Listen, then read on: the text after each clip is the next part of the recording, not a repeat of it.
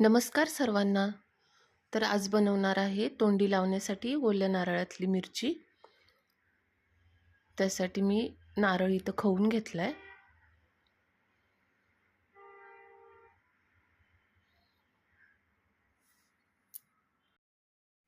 शंभर ग्रॅम पोपटी मिरची घेतली आहे.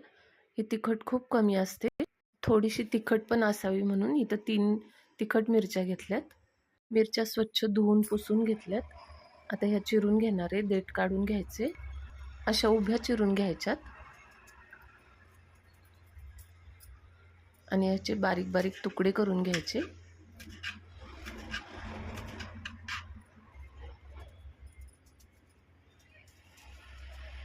अशाच मी आता सर्व मिरच्या चिरून घेणार आहे.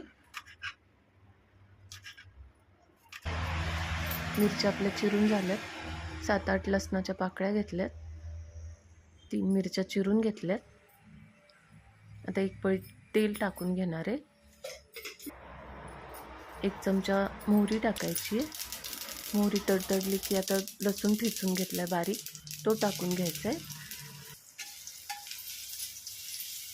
आता हा छान परतवून घ्यायचा आहे. परतवून झालाय आता लसूण. मिरची टाकून घ्यायची. गॅस आता बारीक करायचा आहे. चवीपुरतं मीठ टाकायचं आहे. पाव चमचा हळद टाकायची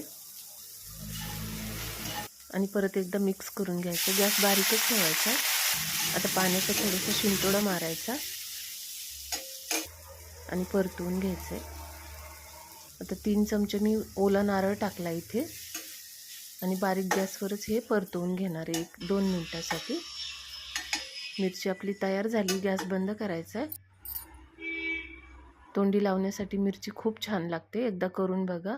रेसिपी आवडली असल्यास लाईक करा, शेअर करा, सबस्क्राईब करायला विसरू नका. थँक्यू.